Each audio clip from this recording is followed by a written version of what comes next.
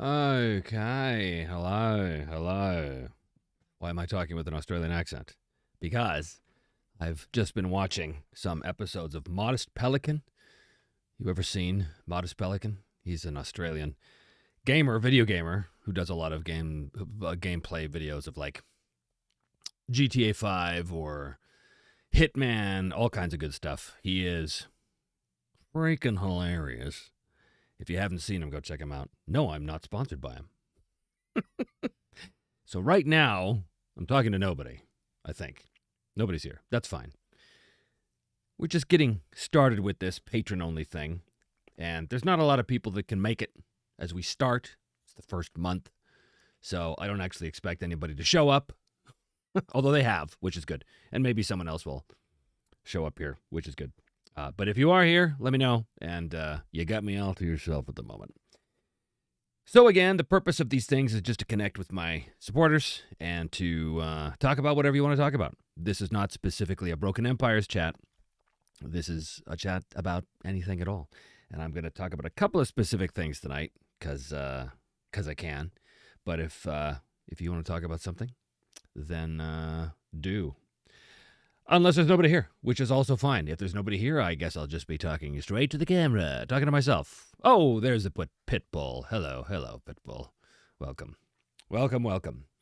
You are my one and only right now participant. That's what I get for keeping this exclusive and not opening it up to the wider YouTube audience, which I will still do eventually. Like I said, when I need to do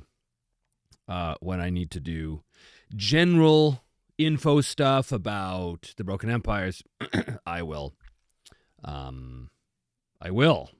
do. Oh, come on, light.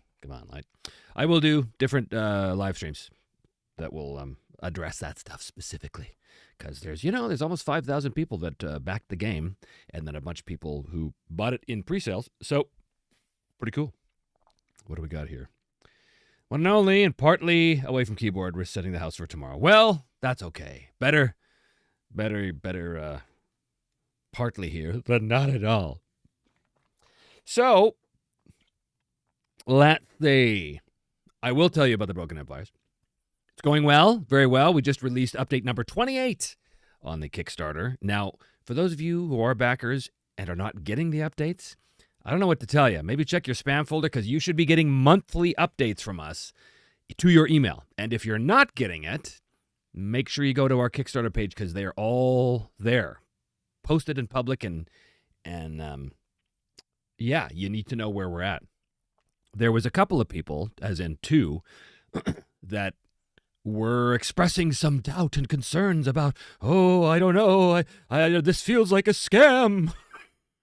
And I thought, well, that's strange. If this was a scam, I mean, I got your money over a year ago. Why would I be continuously making monthly updates and showing you new stuff that we're doing for the game and continuously talking about it and demonstrating evidence of its progress if this was a scam? That was a strange thing to suggest, but it is not a scam. It is, in fact, a real thing, and we're coming very close to finishing it. But what does close to finishing it mean? Well, that depends. There's a lot of people now working on it on the back end, a lot of production assistants who are helping with the final layout and stuff. But they work at their own pace, right? These people aren't full-time. They can't be devoting 40 hours a week to the Broken Empires, so they do it when they can. That includes our editors. That includes our layout people. It doesn't include me. I am 100% 24 hours a day on this thing. Believe me, I haven't slept a full night in 2.5 years. But it's going well, and we finished the full playtest of A Smoldering Ember, which is the starter set adventure, and it's really fun. It's really great. The players loved it. We have to go back on Sunday, and we have to playtest some stuff that they missed, which is fine, because the style of adventure is that the players have an objective they have to achieve, but how they decide to do that, what avenues they choose to pursue in order to achieve the objective, are entirely up to them. So consequently, there was a couple things that they did not do, but they will do on Sunday. So we'll test that bit, but it's going well. Also, A Biting Cold, which is the Vikskrat adventure, is looking really cool. Sort of a horror mystery kind of thing, which is cool. But yeah. Hello, Anonymous. Do you take requests? You mean right now? Like requests as what you want to talk about? Yes, that's exactly why you're here. So, absolutely. If you have something you want to talk about, we can certainly do it. There's just a handful of you on right now, which, again, it's fine. It's fine. I'm not expecting hundreds of people to come out for these things. I am doing them once a week, although it is alternating. I do a Wednesday, and then I do a Saturday, and then I do a Wednesday and a Saturday. That is to try and get as many people from all over the world as I possibly can. I don't know if that's gonna continue. I don't know whether I'll just reduce it to once a week or who knows. But this is all just a big test to see if people are digging it, which I hope they are. So yes, I do take requests, Anonymous. If you have something you want to talk about, we can absolutely talk about it. Yeah. Anyway, so the adventures. They're being play tested by other groups as well, and it's all looking good. Yeah, there's a lot to do, man. If you had told me how much there was to do all these years ago to create a role-playing game of the sort of caliber that this thing is trying to be, I wouldn't have believed you. I wouldn't have believed that this was, in fact, all this work, but it is a lot. In fact, so much, I'm going to do a specific video on what I've learned through the Kickstarter process. But I'm probably going to wait until after the game actually releases so that we can have a full start-to-finish kind of discussion, and I can tell you all about the stages and what I learned going forward and through it and after and all that stuff, because I think it is, well, it's certainly been a very valuable experience. I've said before, it's by far the most overwhelmingly complex creative endeavor I've ever been a part of. Which means typically it's going to be the most rewarding. It certainly has been rewarding, but it's been very hard. It's a tremendous amount of work, but yes, lots. Are any of the adventures that you are writing for to be soloable or intended for multiplayer? Well, as I've said before, there is a solo component to the game. It's a specific chapter that was written largely by Tana Pigeon of the Mythic GM Emulator, with some stuff thrown in there too by Sean of Ironsworn. The adventures themselves are not specifically designed for solo. No, they are specifically designed, or the assumption is that there'll be a GM and a party.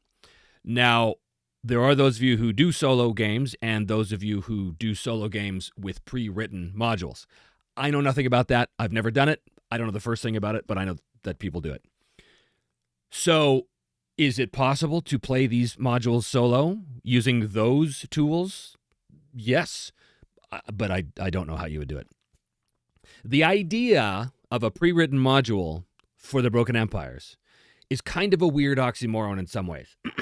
Not that it doesn't work or that it's not good or anything like that. It's just that the vital component of the game is about character goals. And character goals are obviously unique to the individual characters, which means when you're writing a pre-made adventure, you have to assume goals. You have to assume a shared goal, a group goal, which is fine. But it's very hard to write a pre-made adventure for a bunch of people who I don't know, and I have no idea what their characters are going to want. So really, these adventures, it really is a lot of, it's up to the GM to figure out how to best incorporate those adventures into their own table and incorporate their own character goals and stuff like that. Because again, the idea, if you're jamming a Broken Empires game, I mean, is sort of OSR in that way, I guess, in that, you know, there's no pre-made story, right? It's all about what the characters do in pursuit of their goals. So the GM has to be, you know, fast on his feet kind of thing. Doesn't have to be, but that's sort of the default assumption, is that there's going to be a lot of improvisation, much as you see me do on my channel. When I'm running the game, you know, I take a couple of prompts from the oracles and I get an idea and I go with it. That's kind of what this is designed to, that's what this is designed to kind of emulate or to provide support for. It doesn't mean that you can't prepare first and that you can't, you know, have a pre-written adventure, because of course you can. It's just that in order to really cinch it home with those characters, you probably have to do a little work on your end to try and connect some things. So yeah, the idea of an adventure for TBE is a pre-written adventure for TBE is it feels a little weird to me because it's like, well, the whole thing about the game is that the GM has the world respond to what the characters are doing based on their specific goals. So to arbitrarily say, and now there's this adventure with this quote-unquote plot and stuff like that happening. It's not that it's bad. Like I said, it's just not sort of the default assumption of the game. So the whole notion of releasing a starter set adventure was sort of like a weird thing for me because it was like, well, this isn't really what the game is about, even though that's not true, because now that I have run the adventure, it's great. So I'm glad we did it, and I'm glad that you guys are going to get it, because I think it's pretty fun. But anyway, Anonymous, what are you asking here? Uh-oh, I don't know. I don't like where this is going. You're willing to do anything? Well, obviously not. Keep it clean, Anonymous. Keep it clean. Anyway, hello, Eric, by the way. That was you. I didn't see that was you, but that was you. There's been a lot of talk about the solo thing. Obviously, a lot of you supporters or subscribers are into the solo thing, and that's great. I think some people were maybe surprised that I wasn't making a specifically solo game. But again, as I've said many times, I am not primarily a solo player. I'm primarily a GM of a group. So the solo thing was just something I was doing for fun. But, you know, I couldn't not have a solo section in the game, but the game itself is not a solo game like Ironsworn is. And yes, you could play Ironsworn as a normal game with the GM and players stuff, but really it's designed for solo. The Broken Empires is not. It never was. That's just the way it is. I've been at this for 40 years, and the solo thing is only in the last 6, really. So, all right. No, I'm not willing to paint fences. I don't know what that means, but it's true. Question about your locations in the Broken Empires. Do you have plot starters or something like that? Well, as I said, the starter adventure assumes a shared goal. You know, this is the closest I'll ever get to creating an adventure that says, all right, the old wizard in the tavern gives you a quest. But that's basically what it is. And you have to do that in order to get these pre-gen characters out on the road as quickly as possible and get them going and doing what they need to do. So plot starters, I don't know if I totally understand this question. About your locations in TBE, do you have plot starters? Are you talking about the locations as described in the setting? Because there's a whole chapter in the book about the setting of the Broken Empires, which goes into great detail about each kingdom or area's government and geography and cultures and traditions and history and all that kind of stuff. So the answer is yes. In fact, at the end of every... So the whole thing is kind of riddled with adventure hooks ideas. But at the end of every chapter, we have like 2 or 3 or 4 rumors. Rumor, you know, the queen has, you know, been in talks with someone who we thought was an enemy, or someone who the people think is an enemy. This might, you know, whatever it is. There's been rumors of a dragon, you know, that kind of stuff. So yes, there are adventure hooks built directly into the setting thing, into the setting chapter. But they're not just at the end too. They're not just about rumors. They're also like if you read the setting chapters, hopefully you'll be getting ideas for adventures just by reading them. I was very much inspired by Harn that way, because Harn, when you read the stuff, Harn doesn't typically, or didn't, I'm talking about earlier publications, they don't typically come out and say, here's a list of rumors and here's a list of adventure hooks. Now what they do is they tell you what's going on, and they delve into the details of the fief or the castle or the NPCs there or whatever, but as you're reading it, you can't help but get really cool adventure hooks just by reading it, because they slip in all these almost little Easter eggs that if you're paying attention, you realize, oh, I think that could be an awesome adventure, right? So we don't go to the same lengths as Harn does. Harn's been doing this for 40 years, and they have endless publications. But we do try and give a little taste of that in the setting chapter. Because, you know, we want it to be inspiring. We want people to read it, and it's not just, you're not reading a dry history of an area, you know. you're reading something for the purposes of GMing it, for the purposes of running it. So we want to give you not only the feel of what it's like to run a game in that particular area and the tools to use to describe it or whatever, but we want to get you excited about, hey, I was reading about the Serpent's Teeth Isles, and this thing is there that I read, and I think that if you read in between the lines, it actually suggests that there's blah, blah, blah, blah, blah. Great. Do it. Make it your own. That's the whole point. There's a whole area on the map, a gigantic area called the Shroud, which I believe I talked about before. The Shroud is an area that was essentially removed from the world in the same way that the Ironlands were removed from the world in my version of it. In sort of an early version of the experiment that ripped the Ironlands away from the world. But they've come back. The mists have cleared, so to speak, and now the Shroud has... Whatever's inside the Shroud is accessible to the very brave for the first time in 1,000 years. But what is in the Shroud is, of course, entirely up to you. The idea behind the Shroud was I wanted an area that was essentially a giant opportunity to develop your own hex crawl. So your Shroud is going to be different than mine. It's going to be different than his. It's going to be different than hers. And that's intentional. So if we ever develop anything for the Shroud, it's not going to be... at least the intention is, it's not going to be like giant, overwhelming areas of this is the truth about the Shroud or anything like this. It'll be more like little tiny adventure sites you can drop in. So almost like little dungeon adventures, right? Although it's not necessarily dungeons specifically, but things of that nature that you could just drop in whatever you want. And having said that too, you can use any adventure from any other system that you want to convert and just drop it right in the Shroud. It would fit, hopefully it would fit very cleanly because it's your own version of things. So yeah, that is that. Love the rumor idea. Love how Harn World does that as well. Yes, indeed. I love the idea of leaving an area that is up to the GM and players. Well, I wanted to make sure that people could really put their own stamp on things, and I thought, a really cool way of doing that is to provide an area whose geography is even unknown. So that way you can set an adventure in a desert or a badlands or a forest or a mountain or an underground thing or, I don't know, a city of kobolds. You could do anything you want, and it could theoretically live in the Shroud because who knows what happened over the past 1,000 years that it was. And was it even there? Was it just hidden or was it torn away from reality? Who knows?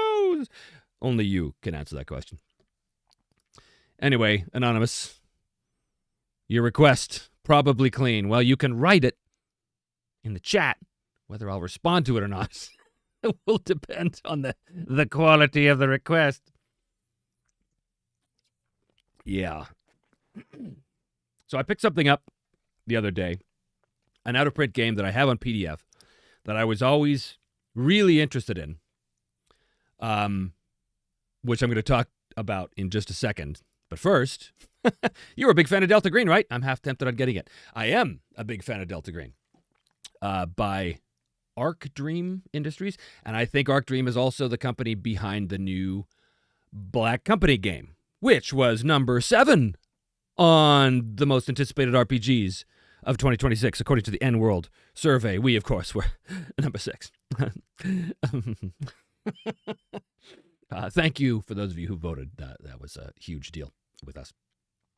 Yes, you should get it. It's great. It's a lot of people like to say, oh, it's modern-day Call of Cthulhu. It's not exactly, but it's close. Close enough to be able to say, sure, it's modern-day Call of Cthulhu, but there's really different focuses. I did a Sage's Library episode on it, so go check that out if you haven't seen it.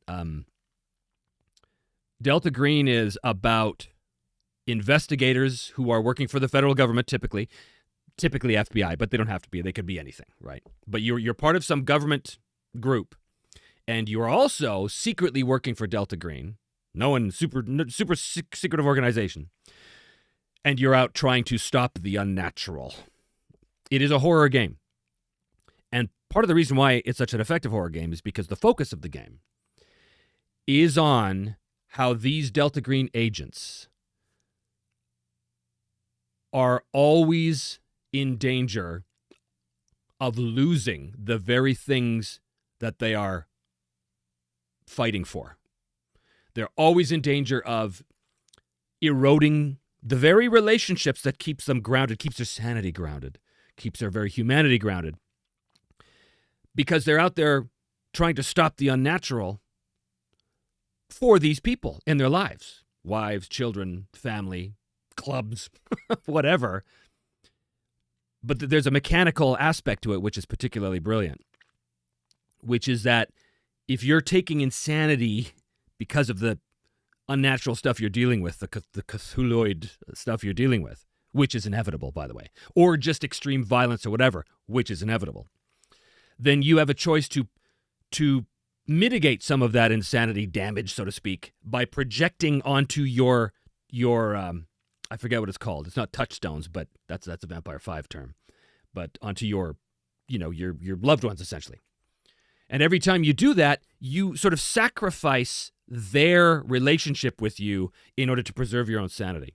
So what ultimately winds up happening is you have this group of extremely jaded, trauma-bound, PTSD, like overwhelmed agents that really, in the end, only have each other. They've lost everything in the process. But that's way down the road. And the goal is you're trying to prevent that as much as possible. Obviously, and try to stop the unnatural, right? The incursions of the unnatural. But it's wild because it's ultimately, I mean, it's tempting to say that it's ultimately a hopeless game because there's no winning. Like, you cannot achieve true. It's kind of like Warhammer Fantasy, the original, the great version, the first edition. You cannot, the assumption in that setting, you cannot stop the power of chaos from eventually taking over. You can't. The best you can do is fight it off and buy the world another couple of years. That's the best you can do. And that's awesome because that gives you characters that rise from the muck of the streets and actually save the world for a while. But such as that setting, I'm talking Warhammer now, that no one can ever find out. Because if anyone ever, this is where this has a lot in common with Delta Green. In Warhammer First Edition, and certainly the way I ran it, if anyone ever found out that these things were actually out there trying to undermine society and take over, there'd be chaos. Literally chaos. That was one of the great features of Warhammer First, was this idea that all of these people in society are essentially asleep. They're just asleep. They're going along blissfully thinking everything's fine, but everything is not fine. But you know that it's not fine. And the harder you work to try and save their lives, the less they'll ever even know that you made the attempt. That's a lot like Delta Green. So it's very dark. It's very grim. There's not a lot of levity in it. But we love it. I don't want to play it every week because, but strongly recommend. If you haven't seen that Sage's Library, go check it out. How did you come up with your world map to be a certain size hex-wise? Oh, okay. So the world map itself was it's derived from my YouTube show.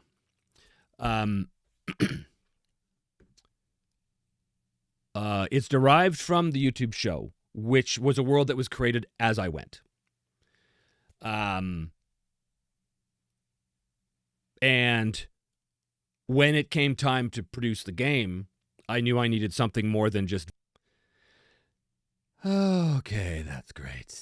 That's great. Had a real dropout there. Well, I don't know if you could hear me while I was talking, but this is driving me nuts. This is really pissing me off, actually, these constant dropouts. I don't know why. It's not like I'm running on Wi-Fi or something. I'm hardwired in. I've got all the settings right, I think.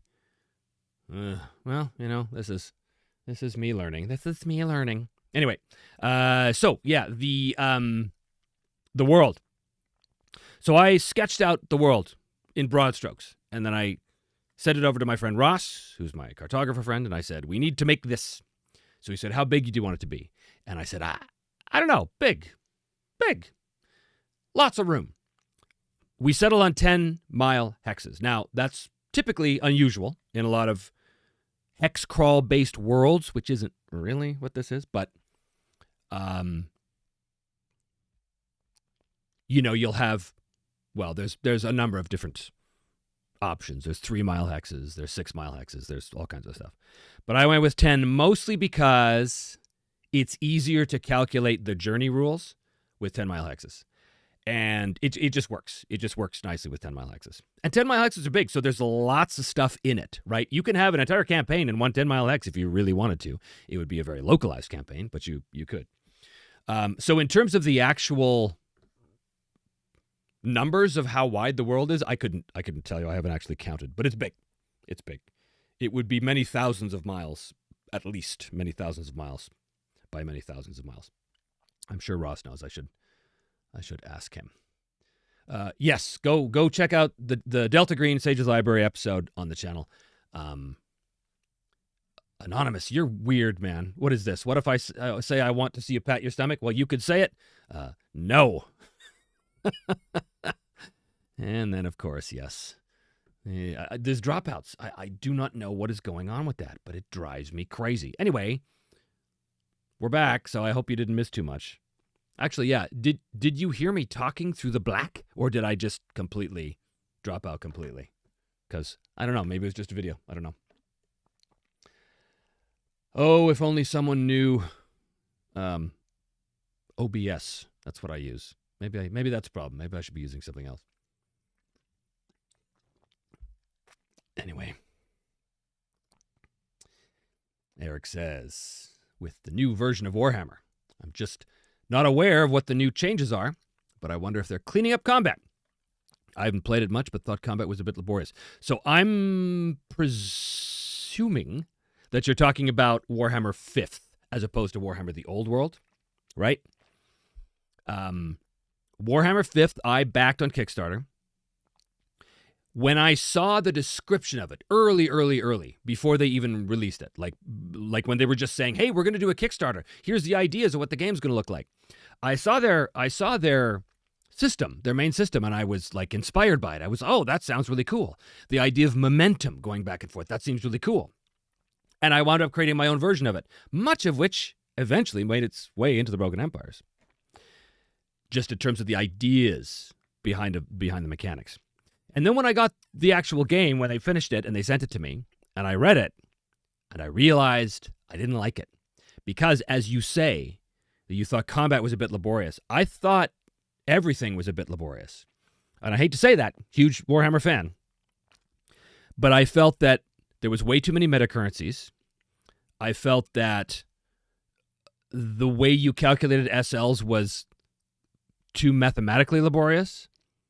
So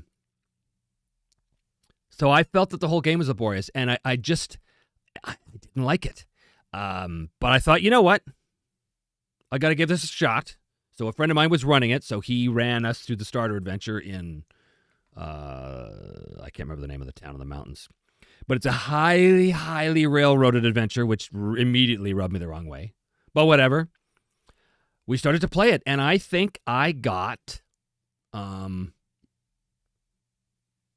one session? I don't even know if I got a full session. Yeah.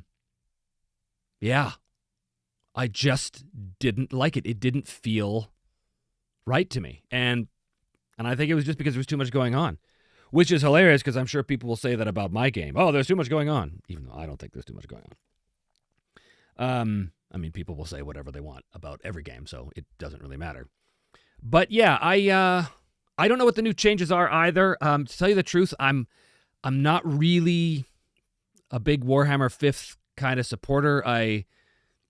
As far as I know, they're just taking a lot of the things they learned from that system, which they applied to Imperium Maledictum, which then they're bringing back into Warhammer Fantasy to make that work better. I can't really speak with authority on that because I have the starter set of Imperium Maledictum, but I haven't run it. I've read through it, and it looks very, it looks like the old Dark Heresy game with the new version of Warhammer 4th rules, but cleaned up. So I'm sure that that's what those rules are going to be. So they're probably fine. But I don't know. I kind of, if I was to run Warhammer again, I'd probably go back. I'd probably go back to second edition, but using the first edition setting, which was a very common thing that a lot of us did when that came out. But there is the old world as well, which I talked about last time. You know, the old world is a completely different game system. It's a dice pool system, much, much, much streamlined, much easier to handle. And it's a little more heroic, but it's set, 200 years before the first edition setting. I think it's 200 years before. So that's okay. I'd be willing to run that, but that game, because people advance fairly quickly and there's only so far they can go, it's very, I can see that it's a very limited campaign, right? Like it's almost like Shadow of the Demon Lord. I don't know if you know Shadow of the Demon Lord. It's Robert Schwab, sort of a version of 5e, but his thing is every adventure you go up a level and you can only go up to level 10. So there's 10 adventures in a character's life and then that's it. And then you're done.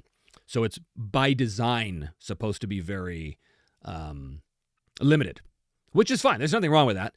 I, default to a more open rule set that I can stretch out and, bring characters along much farther if I want to. But I'd be more inclined to try the old world than I would Warhammer 5th. Of course, I say that now, and I'm sure I'll see Warhammer 5th and go, oh, this looks great. I'm going to buy it. Because, of course, that's what I do. I'm sorry, I'm weird. I know I'm weird, but I don't know what to do. Please forgive me. No, it's fine. It's just a very odd request, which I'm not going to honor. I think the best version of Warhammer was first and second edition. Yeah, I love the old hardcover. So, yeah, like I just said, a lot of us, we fell in love with Warhammer first. Yes, the system was, not perfect, but what system is? It felt like they were really, really going for a very specific atmosphere, and they got that. But it also felt like, maybe they ran out of time a little bit. Might have run out of budget. Who knows? So they had to kind of tack some stuff on. In fact, I remember reading that, especially about the magic system, that they kind of tacked on this magic system and they were going to fix it with Realms of Sorcery, which was a supplement that took them forever to release, which I have. But by that time, it was too late. So when second edition came out, they said, well, we're going to try and fix the problems of the first, but let's advance it to this other timeline where chaos is way more overt and in your face, and there's been a big war that's torn the Empire apart, and that's all cool and everything. It's just an extremely different atmosphere than what first edition gave. First edition was, the classic line was Warhammer Fantasy Roleplay. When you think you're playing D&D, but suddenly realize you're playing Call of Cthulhu. That's what it was. It was a horror fantasy game with all kinds of ribald humor thrown in there as well. Just a work of art. I was reading again against the Lichmaster adventure for Warhammer First the other day, thinking I got to adapt that. I got to adapt that for maybe even Broken Empires. I mean, unofficially, for my own players, because it's so good. It just seizes the atmosphere and the kind of grim, dark, but also darkly hilarious aspect of the world. Yeah, Warhammer First was great. Second edition, the rules they did, the rules are better. They are better. A lot of people hated the magic system in second edition. I did not. I thought it was great. It was very dangerous, and chaos was I think the thing that people hated the most about the second edition Warhammer magic system was that it was very different than the first, obviously, but also that it separated everything into the colors of magic, like gold and amber or whatever it was. I don't think a lot of people like that. I was okay with it, but I always want my magic users to not be so narrowly defined. So I think I had house rules where, like, if you were a fire wizard or a red wizard or whatever they were called, you could learn other schools of magic. It just became a little more dangerous, maybe a little more chaotic, right? But anyway, I thought the system was fine. Not perfect, of course. We all made house rules again. But the system that I wound up using for Warhammer 2nd was nice and finely tuned. And it was a house-ruled system, but not hugely. I didn't have to rip the whole system apart and put it back together. So it was solid. And I had all kinds of great rules in there, that I used.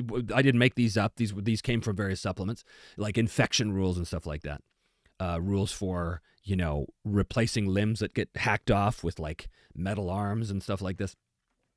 I would run that again. But I would probably put it in first edition setting because it's just classic. Then third edition came out, and a lot of people hated third. I bought all of third. I had it. Third edition was the one that was done by FFG that was like a board game. It felt very board gamey because it was all about the components and the character cards and the little standees and stuff like that. And you had the dice pool game, which would go on to become the Genesis system, which was you rolled and you interpreted the symbols, and it could give you all kinds of results based on that. For me, it worked great on paper, not so much in play at the table. I did run it. I ran their version of... no, I didn't run their version of Enemy Within. They had another adventure about some witch. I forget what it was called. I ran that, and it was fun. And, I like the doodads and the stuff, but I can see why people felt, well, this feels like a board game. So I get it. Didn't do well. Wound up giving that away to my friend Sebastian, actually. I hope, if he hasn't played it, that he'll run it one day. I never give stuff away or sell anything. The only time I give something away is when I think someone's actually going to get use out of it. So Sebastian, if you're watching, I hope, sir, that one day you'll crack that open. And then Warhammer 4th, we've already talked about. So there is that. You agree about second edition Warhammer Magic? I preferred it. Yeah. I mean, first edition was spell points, right? It was, hey, I know these spells and it cost me a spell point to cast it, and I think so. I think Warhammer First was spell points. It's been a long time since I looked at it, but I liked it fine. I just remember playing Earth Dawn around the time of second edition Warhammer. 87, 89. Yeah, that sounds right. Have you ever played Earth Dawn? Not enough to be able to comment on it. A friend of mine bought it, and we rolled up characters and maybe played a session, but I have no memory of it whatsoever. I always get that confused with Talislanta, and I know they're completely different games. But Talislanta is the game which we also felt was really weird because it was a world with no frame of reference to Earth at all, which is fine. But for us, it was too much of a stretch. We couldn't picture ourselves. The world was so alien, and there was no humans. That was the thing. There was no humans at all. So you had to play these sort of, is what I call a menagerie setting. You had to play some sort of creature, alien creature. Fine. But we just, especially at that time, we were so into playing human heroes we could relate to, So I don't think it was right for us at that time. But, I've looked at it again, and it looks cool. Today, if I saw it, I'd probably think, oh, that's cool. I don't know if I'd run a whole campaign in it or not. But anyway, so I don't really remember Earth Dawn much. I don't play real games. This is anonymous, but I do play video games. Vidya. I played Mario-themed RPGs. Ever heard of those? Well, I've heard of Mario. I didn't know that the Mario games made RPGs, though. Isn't the Mario game just, run around and get the mushroom and bonk the lizard on the head and get the princess from the castle? I don't know. What is a Mario-themed RPG? Oh, no, you just redacted. Don't redact your statement when I'm trying to refer to it. The FFG dice pool is really cool. That Star Wars game needs a second edition to fine-tune some stuff. So I bought the Edge of Empire, I think it was called, which is the first FFG Star Wars game, which used what would go on to become the Genesis system. The Genesis system, for you guys who don't know, is you roll a dice pool, and the dice pool don't have the dice don't have numbers on them; they have symbols, and those symbols mean different things. It could mean success, it could mean great success, failure, success with a cost, failure with a cost, stuff like that. You can determine a lot from one roll, right? The dice pool roll really tells a whole story. It's not just I swing my sword and hit the orc for 5 hit points. It could be I swing my sword and he blocks most of it, but I get some through, and even though I barely hurt him, I was able to kick him back into the next room, which caused something to fall on his head and give him a slight disadvantage. And all of that would just be from that dice pool system. I ran it I think, once. And again, I felt like I did when I ran Warhammer 3rd, which was, works great on paper. At the table, what I found was that, and I'm sure this was just a product of not being used to it, but what I found was the time it took for my brain to try and interpret those symbols and then assemble a narrative in my head around what had just been rolled based on those symbols and to put all those elements together. By the time that I had done that, I had forgotten what the original roll was for. So again, maybe it's just practice. People internalize things very quickly and away you go, but it just felt too clunky to me. But some people love it, swear by it. And Pitbull, you say that it needs a second edition, which I don't think it'll ever get because, Fantasy Flight lost the Star Wars license, and now who has the Star Wars? Does anybody have the Star Wars RPG license? Somebody must. They must. Anonymous says, I don't blame you for not knowing about the Mario RPGs. Honestly, you're not missing out on a lot. Okay.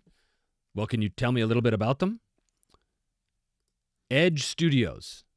Edge Studios. Is this somebody who's trying to do a second edition of the Star Wars game? Or is these the people that have the new Star Wars license?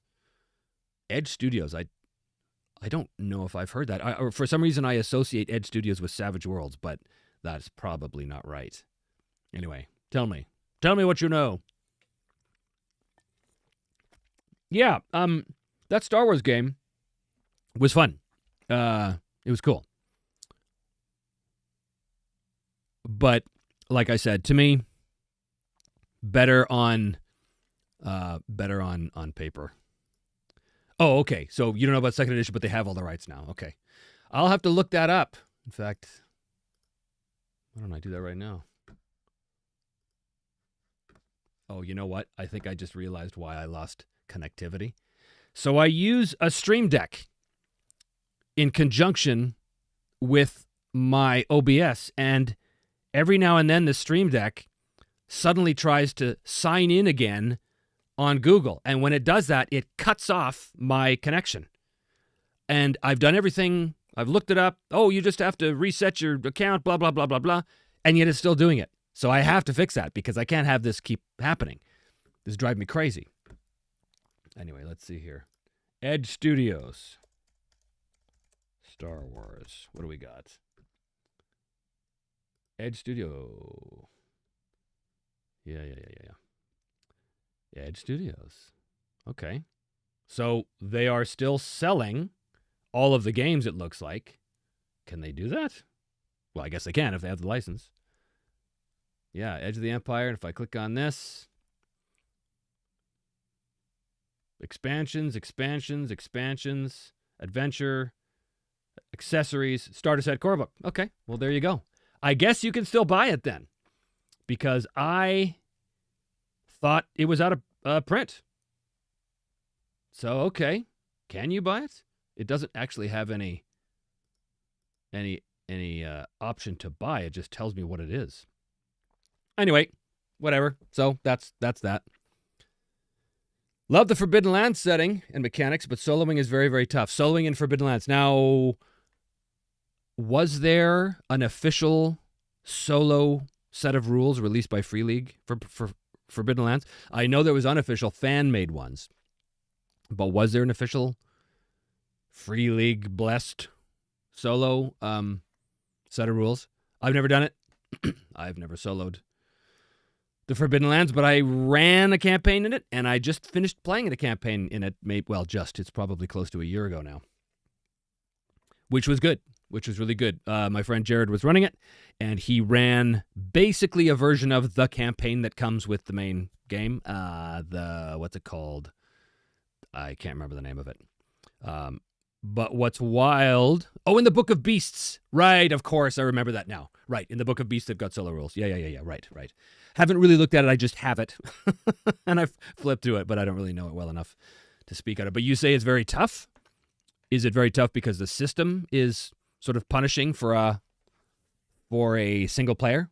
That'd be good to know. Well, they feature Mario, obviously. Mario and friends go on adventures. Mario must defeat enemies to level up, and the higher his level, the stronger he becomes. That's a basic gameplay, like any other RPG. But what's the what's the interface? Like, because when I think of Mario, I think of like side scroller, right? Ba-da-ding, ba-da-ding, ba-da-ding. Is that what this is? But it's a role-playing game? Or is it like Call of Duty, first-person Mario? I'm a Luigi! Yeah. What does it look like? What is a game like to actually play? Forbidden Lands is a great game. A lot of people have problems with some of its basic premises. Forbidden Lands was one of the early Free League games. Free League has had quite an evolution of their house rule system, the Year Zero system, called that because the first game they did was Mutant Year Zero, which is a really neat game on its own. But their system has evolved and evolved and evolved, but it's always kept the same basic premise. And what a lot of people didn't like about Forbidden Lands was it's a dice pool game, but it's all D6s with some rare exceptions. And you roll your pool, and you got to get a 6. If you get a 6, you succeed. But when you get hit, it's a little like Traveler in that when you get hit, your stats take damage, which means it's like a death spiral. So if I'm rolling to hit with 5 dice and I take damage and I take 3 damage, well, that comes off my strength, which is what I used to roll to hit. So now instead of rolling 5 dice, I'm rolling 2 dice. So it's an immediate death spiral game. Now, this keeps combats quick and very, very deadly. But a lot of people didn't like that. And so later, in many iterations of the Year Zero games, Free League had a situation or a different systems where it wasn't taking off your stats to be hit. Where you had basically like a separate pool of hit points, basically. Twilight 2000 did that. Another great game. I'm going to do a Sage's Library on Twilight 2000 one of these days. Maybe my next one. We shall see. I've only seen FFG Star Wars in game stores. I think you can get it from Asmodee. All right, a distributor. Isn't Asmodee the company that picked up the license for all of those games like Cthulhu Death May Die? CMON. Didn't they pick up the CMON license? Because CMON's in trouble, apparently. The system, Forbidden Lands, is definitely punishing for a single player, but having other NPCs added to that become PCs has worked a bit better. Yeah. And, the system is not so complex that you can't handle running multiple characters, It's really not. PCs have their stats and their skills, but there's only 4 skills per stat, so there's 12 skills in total. And your gear, right? And maybe some special talents, but not too hard to do, I don't think. Back to the Mario game. It's pretty lighthearted and features a lot more dialogue than a typical Mario game. The characters don't actually speak, though. It's just speech bubbles. Well, that makes sense. That's to be expected. I love the Strider-type theme of a loner roaming the land. That's literally what the solo rules for the One Ring are called, the Strider rules, if I recall correctly. One Ring, I was reading an interesting Reddit thread about the One Ring. A very common kind of topic, which was, which game should I play? Should I play first or second edition of the One Ring? Well, the first edition is out of print. I'm sure you can find it in used markets or maybe PDF form or something. But second edition is the one by Free League. First edition was not by Free League, although it's the same designer. These games are fantastic. As far as I'm concerned, the One Ring first edition was a masterpiece. Not without its flaws, because it's a role-playing game, and every role-playing game has its flaws. So, of course, we made a few little changes along the way. And then, what did we have? We had the second edition come out. Now, I haven't played the second edition, but I've read it, most of it. And what I found was a few things that I initially bounced very hard off of. But now I'm rethinking it and thinking there's a reason for it. So, for example, I'm not going to get into too many of the weeds here in case you guys don't know much about the One Ring. I will say that the One Ring emulates Middle-earth in a way that no other game emulates its source material. This game is so perfectly loyal to the source material. It's miraculous. It's fantastic. Both systems, really. Except, in the first edition, the default setting is Wilderland. So, between the Misty Mountains and Erebor, basically. So, Mirkwood, mostly. In fact, the campaign that they released is called The Darkening of Mirkwood, one of the best campaigns ever made. It was one of my great campaigns, for sure. I'll do a whole video on that one of these days. But it's set in Wilderland, and in Wilderland, well, it's wild. It is. It's a wild, uncivilized area. Now, the rules in the first edition are really about hope and shadow, right? Hope and shadow. Shadow is always creeping, which is the despair of Sauron's rise, essentially. And hope is what you use from having good cheer and friends and things like this. Hope is vital to the game. Vital to the game. But it is easily lost, and it is hard to recover. First edition. Which leads to a very particular atmosphere. A very oppressive atmosphere. You really feel like the power in Dol Guldur is rising as the game goes on because, you know, the shadow creeps up and gets accumulated and you lose hope and it's harder to get it back. And so spending hope is, dare I say, precious. It's precious. However, because the way the rules work, spending hope in the first edition is never a waste. Because when you spend hope, you don't do it till after the roll. And what it does is it basically allows you to use a favored attribute, which can bump you up, which is a higher number. So you would roll, and let's say you're 3 short of what you need.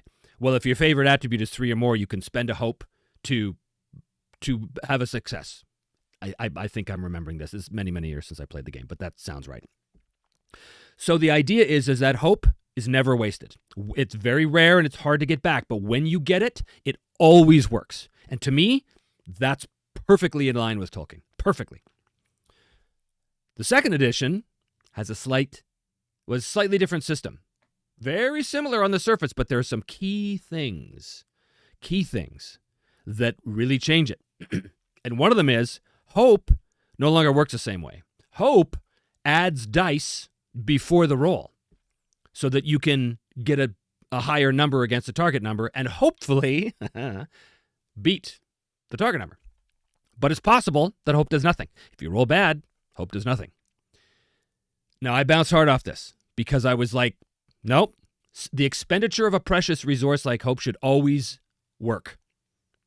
So what did they do? They said, not in response to me, obviously, but they made hope easier to get.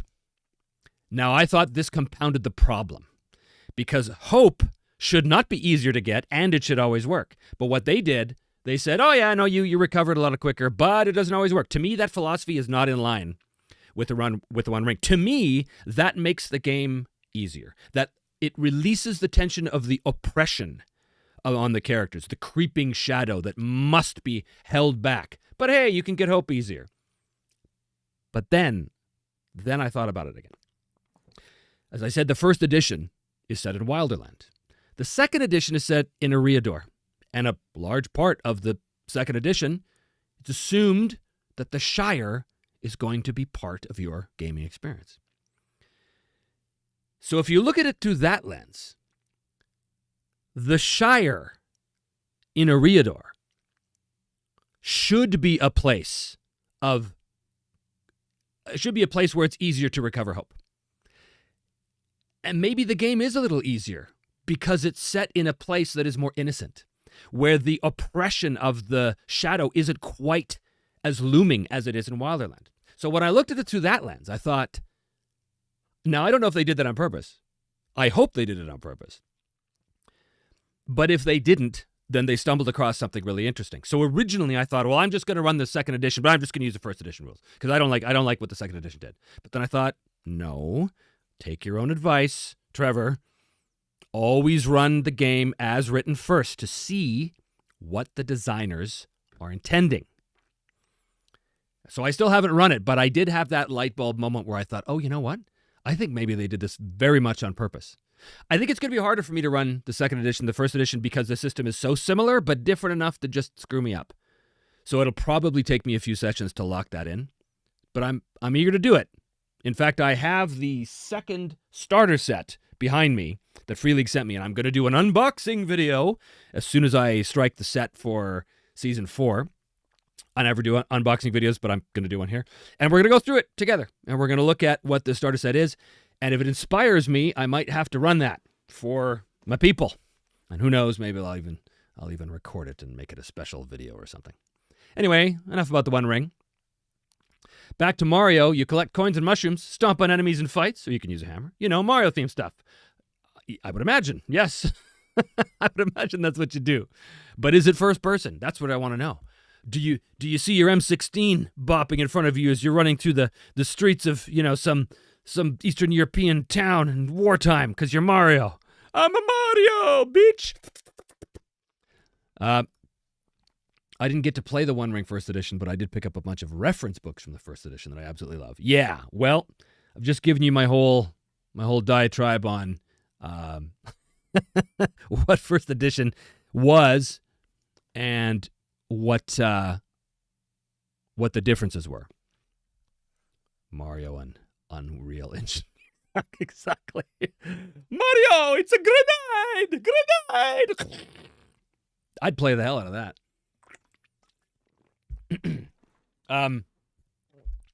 First edition was fantastic. Fantastic. Second edition looks good, but it feels different. I'm reserve judgment on it. I'm gonna have to play it and see.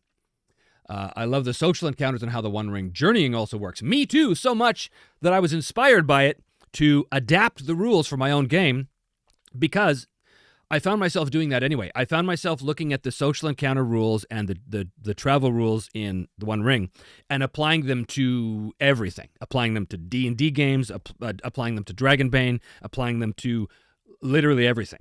I even applied the social encounter rules to Twilight 2000 because the structure of it is so solid.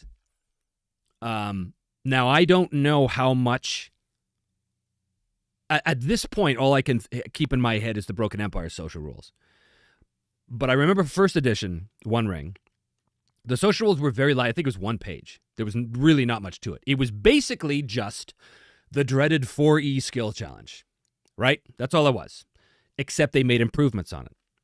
So what it was you had a couple of social skills. And when you spoke to a big, powerful NPC, because that's what it was for, it wasn't for bribing a guard. Excuse me. It was for speaking to Gandalf or Boromir, or not Boromir, Bjorn or whatever. When you talk to big, important people, you typically use this thing. Or if you were at a council of lords or whatever.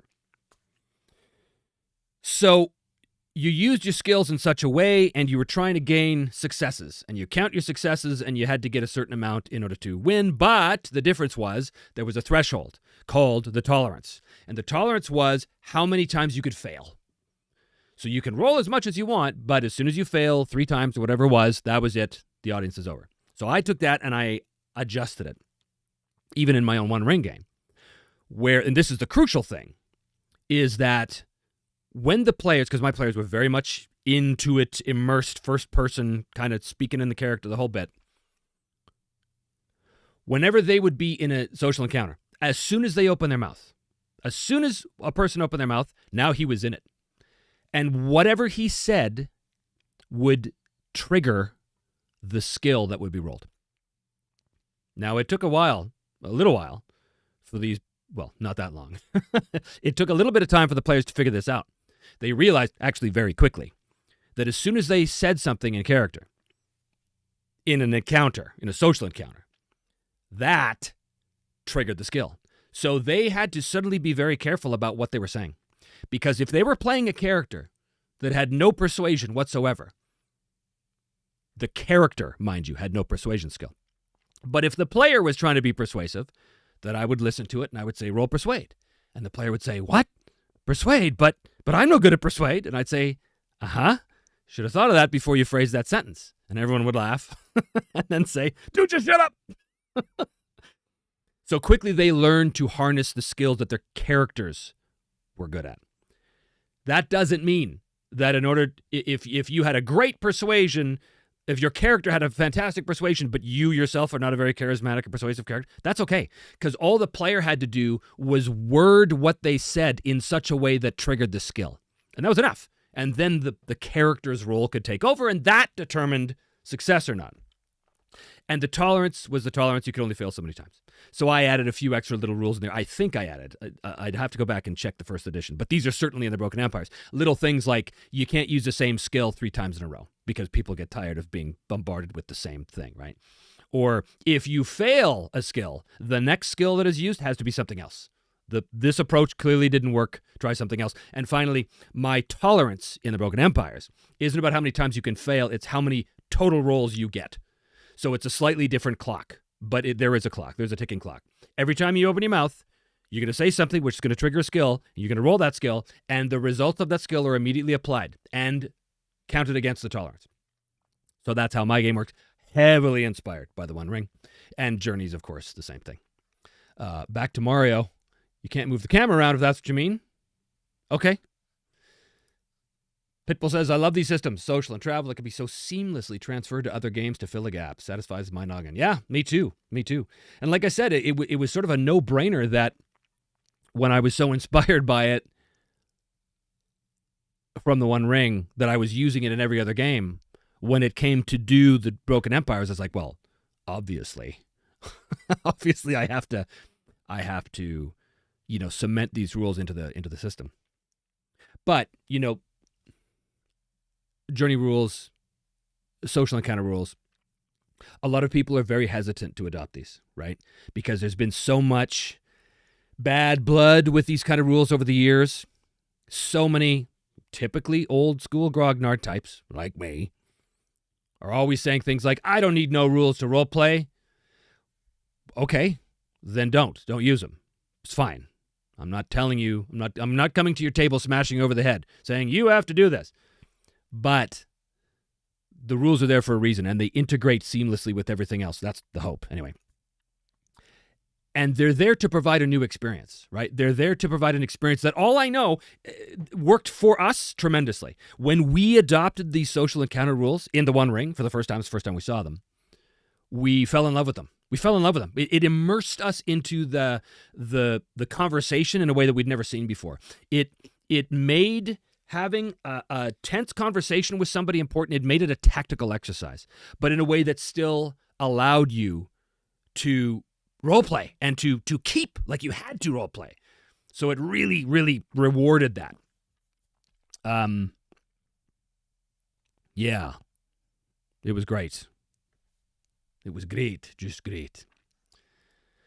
Have you experienced playing Shadowrun? Not a huge sci-fi RPG fan, but I dug the first couple of editions.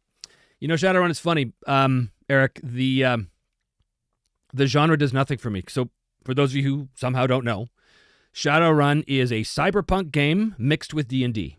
So imagine cyberpunk red, except there's orcs and dragons, and like the dragon is maybe playing like a mob boss, and the orcs are like thugs, and there's elves and hobbits and blah, blah, blah, blah, blah.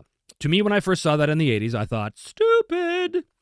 I do not like genre bashing typically, and I certainly didn't back then. So what I thought was, this is dumb.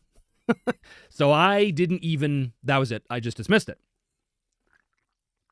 However, a friend of mine, Mike at the time, his name was Mike. His name is still Mike, presumably.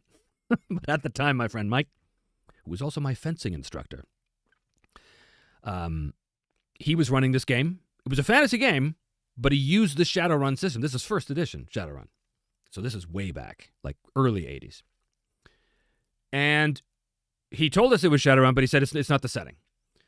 So I was playing a wizard, and it was full fantasy setting, but using the Shadowrun system. And we only played, I think, 2 sessions. This was a long time ago, guys. But I remember not hating it. I remember it was like a D6 dice pool, wasn't it? Was it additive? Was it like West End Games' version of Star Wars, where you had to add and then compare it to a target number? Do let me know in the comments below. I can't remember what it was. That's how long ago it was. Like I said, I'm thinking, well, let's see. When did the first edition of Shadowrun come out?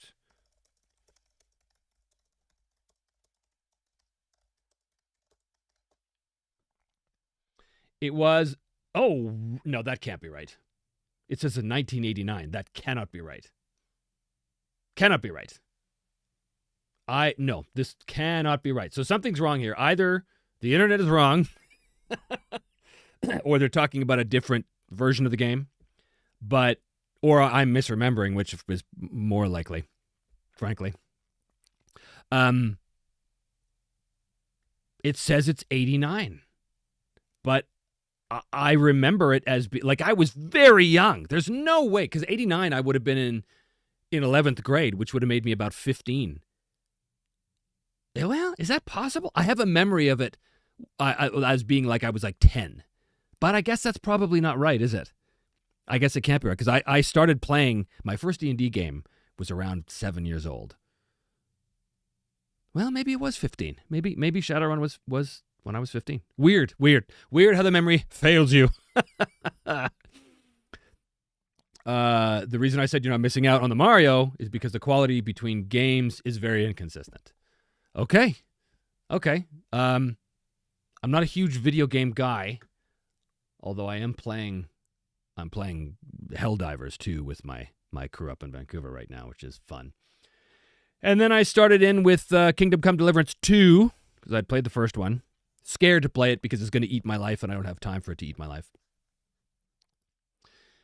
The only Shadowrun game I played, it was D6 Dice Pool for Success Total. Okay, so I was right then. Okay, good. I literally have not looked at Shadowrun since. Apparently, since 1989. Hey, Simon, I made it right at the end. Are we at the end? We don't have to be at the end. We could just keep going. Although it has been an hour and 7 minutes.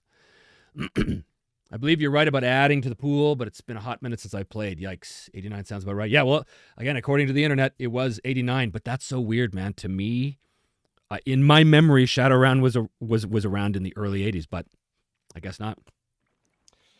Memory's a funny thing. It fails so often. Can't trust anything. That's why I say, when I say things like I've been playing since I was 7, I don't actually know if that's true. It might have been 10, but it was very young. I know that. But I just have a very, very solid memory of running my sister through the Keep in the Borderlands. Just me and her. I didn't know how to GM, and she didn't know how to play. But I was running her through it, and I may have told the story before. I got the key mixed up. So she was wandering around the keep, and so I was using the key from the caves. So every time she walked into a room, so she was walking down this, it was like a series of like cells, like bedrooms basically in the keep, and they were all like room 3A or something. Well, on the caves map, room 3A was 3 orcs. So she was walking in the keep, and she would open the door. There's 3 orcs! So she attacked. Okay, she walked in the next room. It's 3 orcs! And we were both like, well, this is dumb. That's because I was too young. I didn't know that the key was for a different map. Anyway, that's my only exposure to RPGs, the Mario. I'm sorry, I'm not an interesting person to talk to. Oh, bite your tongue. You're here. You're interesting. You're making it more interesting for the whole chat. So don't be silly. It's good to have you here. Regarding the Loom of Fate for Broken Empires, is this a one-page chart for fate and action? No, it is. I think it's 4 pages. I could be wrong. But it's like a little player screen, basically. But it's specifically designed for solo players. But it's also kind of like, to tell you the truth, I don't know exactly what's on it yet, because we've had a few different versions that we haven't finalized yet. So it could change. But right now, the idea was that it was a solo player's aid, so that they didn't have to flip as much through the book. But I do think, looking at it, what we have... Are we back? Can you hear me? Are we back? I don't know if we're back yet. Oh, we're back. Okay, well, that was stupid. Again, same problem. I have... If anyone knows how to fix this, help me.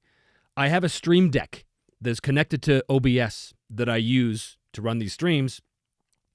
But my Stream Deck, every now and then, suddenly tries to get me to sign in on Google or on Chrome, even though I'm already signed in. And every time it does that, it kicks me off the internet. It kicks me off of my YouTube account.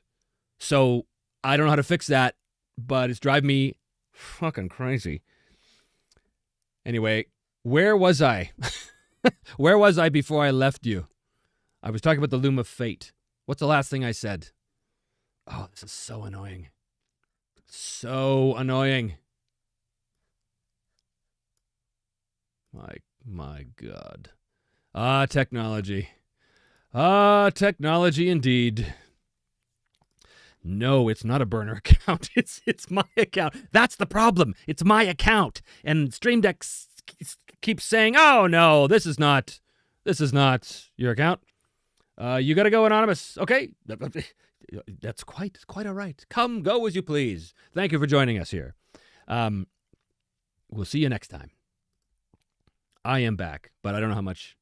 I don't even know what this is going to do when I put this on YouTube, if there's going to be giant black sections of just nothingness or not. Oh, you were recommending a burner account. I shouldn't have to do that, you know? Because, well, I don't think I can, because I think it has to go through my YouTube channel so it connects to the correct, stuff. Anyway, it drives me nuts. It really should be this. I'm going to have to deal with this tonight, because this is driving me stupid.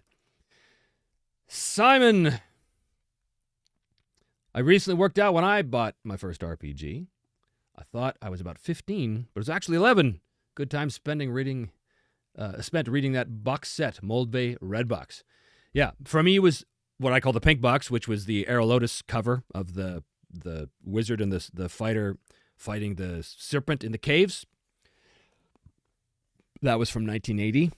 That was the not the Moldvay, not the Menser. Or was it the Moldvay? No, that is the Moldvay. Yeah. So you're talking about... Yeah, you're talking about the same one I am.